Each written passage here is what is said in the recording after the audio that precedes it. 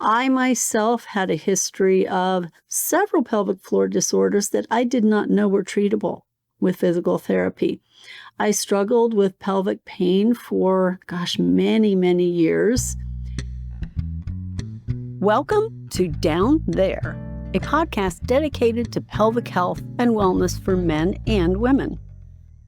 Hello and welcome back to the podcast Down There. I'm your host, Laura McKaig. I'm a pelvic floor physical therapist, author, and educator. This podcast will be a little bit different because we're going to go a little bit beyond the physical therapist, author, and educator. And this episode will be dedicated to what else does Laura do? I actually involved some of my audience and some of my patients in this podcast.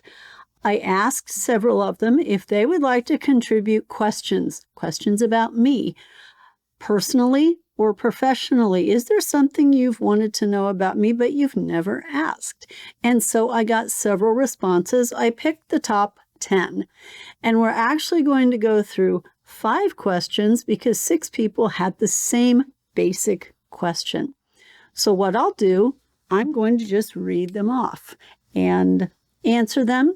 Hopefully that helps you get to know a little bit more about the person behind the microphone, or if you're watching this on video, the person behind the video.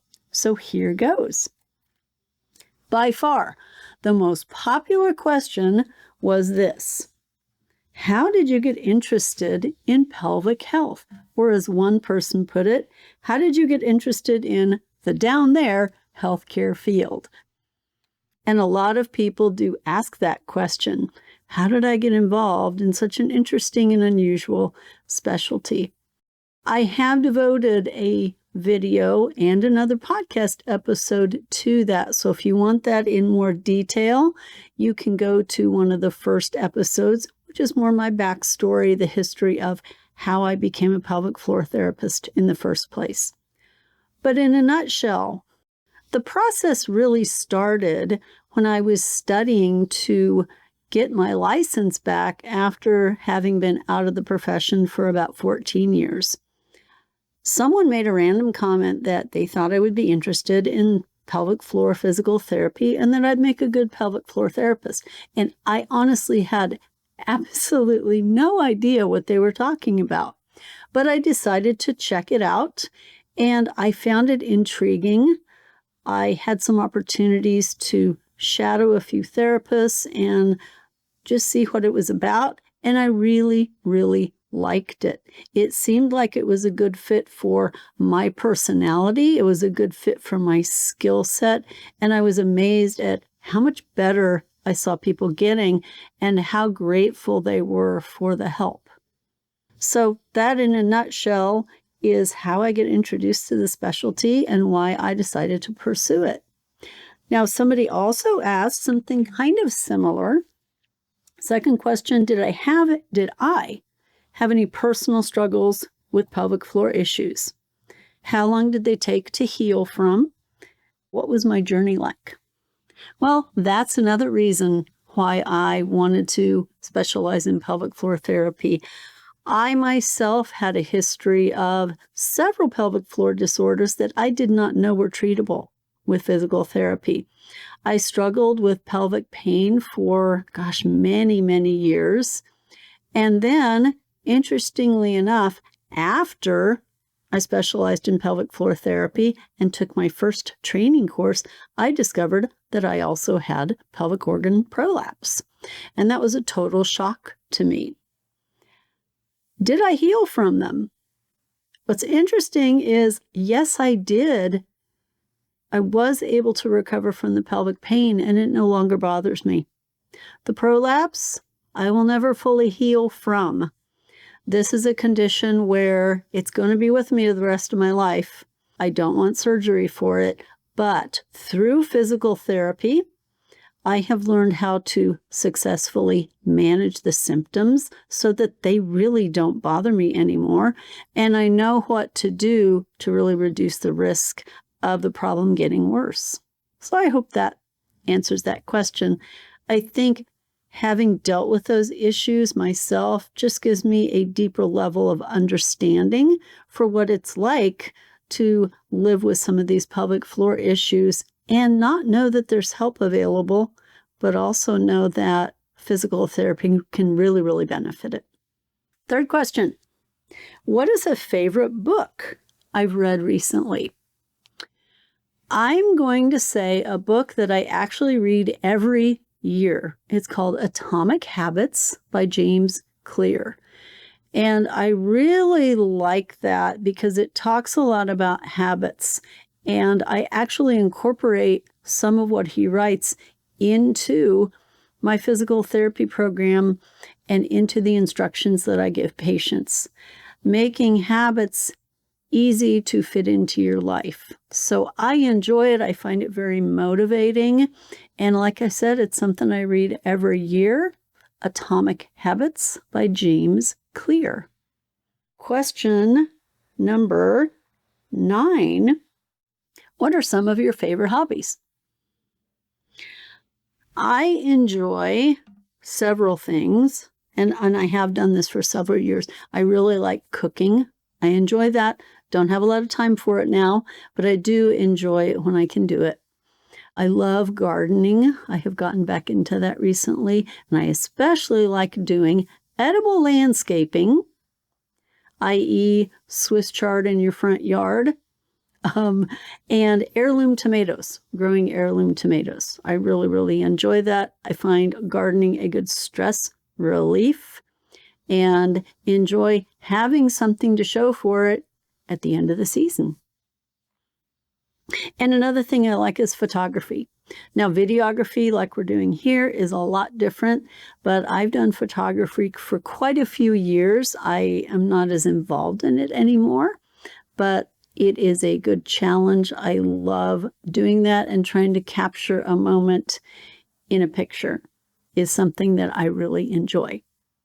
Fun fact about the cooking, did you know that I am rather well known in this area for my caramels? I make every year around Christmas time, I make gourmet caramels of various varieties without corn syrup, without any artificial anything. And I must say they are really, really good. And I have probably been doing that for 15 years now. And so I'm looking forward to doing that again this holiday season. All right. And for the last question, where do you get the organ plushies that you use in your videos and your teachings? If you're not familiar with that, often I use these, guys and gals. This is a bladder, prostate, colon, and many more. It is from a company called I Heart Guts, and they make organ plushies and other just fun items that you can give to friends, you can use for teaching. Myself, I use it a lot as teaching material to have fun with it. You know, pelvic floor issues can be pretty serious, and it's nice to kind of acknowledge that, but lighten up the mood a little bit. It's fun to see people laugh. I have named these organs. For example, this is Eunice the uterus. You either have seen her on another podcast or will very soon. We have Pierre the prostate and Bradley the bladder, to name just a few. And I just really like using them, having them to illustrate a point. I have kind of a quirky sense of humor, and so it fits right along with my teaching style and my personality. And it's something that can maybe bring a little laugh and a little bit of hope to somebody who's really struggling with some of these issues. So if you know somebody who's maybe had colon surgery, or they've had a hysterectomy or prostate surgery, they actually usually love getting one of these as a gift. Hint, hint.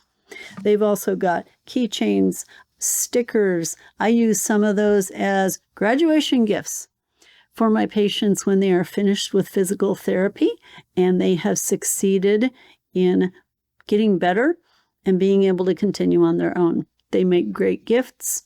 I Heart Guts is where you find them, and I have been enjoying working with them for several years. Let's see. Another common question, I'm going to add one, is, do you have a least favorite food? Yes, I do. Mushrooms. Mushrooms. I just do not like mushrooms. I've tried several times, and we just don't get along. And I don't know why, but that is it. Mushrooms are probably my least favorite food. Fortunately, there's all kinds of other food available besides mushrooms. And yes, I'm one of those who probably picks mushrooms off the pizza when I have a supreme pizza. I think that's all the questions. Those are the top questions that came in. If you have a question for me that you're curious about, drop it in the comments below. I would love to hear about it. Who knows, maybe I'll do a podcast second episode on this, and your question will be featured on it. But for now, this is Laura McKaig, pelvic PT, author, educator, cook, gardener, and a few other things, signing off. I hope you had fun with this short but sweet episode, learning a little bit about me. And I can't wait to learn a little bit more about you and seeing how this podcast can help you with some of the issues you have down there. We will see you in the next episode. Thank you for listening to the show.